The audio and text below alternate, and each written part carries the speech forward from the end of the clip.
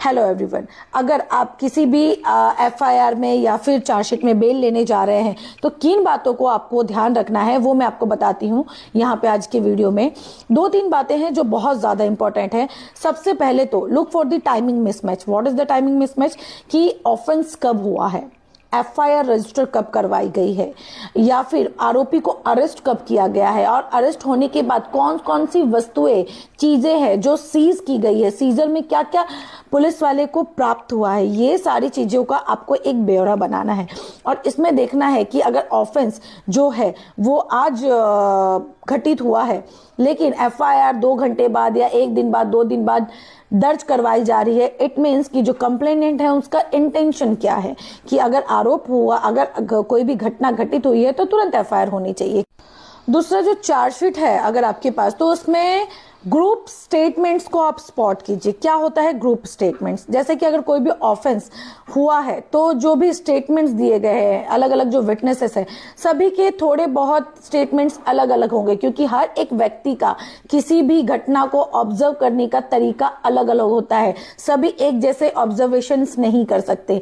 लेकिन अगर आपके स्टेटमेंट्स में, ग्रुप स्टेटमेंट में सब कुछ एक लाइन दिख रहा है और मैकेनिकल शब्दों का प्रयोग किया गया है, it means this is the red flag. तो ये सारी चीजें आप दिखा करके जज साहब को आसानी से बेल ले सकते हैं क्योंकि इसमें ये सारी चीजें बहुत इजीली दिखती है कि आपको किसी षड्यंत्र के द्वारा फंसाया जा रहा है।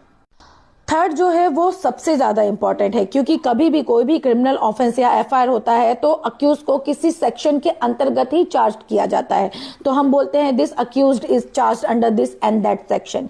तो ये क्या होता है? तो इसमें आपको ये देखना है कि जिस सेक्शन के अंतर्गत अक्यूज्ड को चार्ज किया गया है उसमें मिसिंग लीगल इंग्रेडिएंट्स क्या क्या है।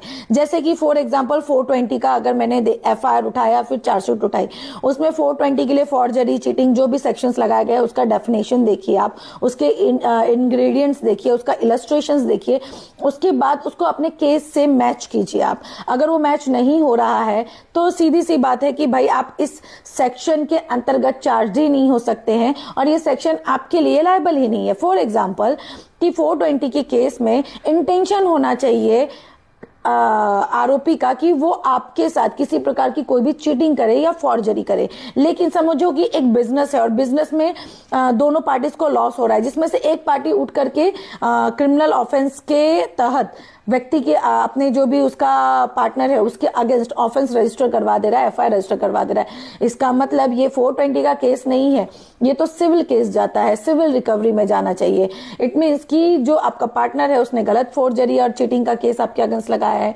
तो ये सारी चीजें जो होती है वो लीगल इंग्रेडिएंट्स में आती है। तो आपके अगेंस्ट जो भी सेक्शन लगाए गए हैं उसको ध्यान दीजिए और देखिए कि आपके केस से, आपके साथ जो भी फैक्ट है वो हुआ है वो उससे मैच करता है, यानी अगर नहीं मैच करेगा तो definitely you will get your bell. That's it. Thank you. जय हिंद, जय भारत।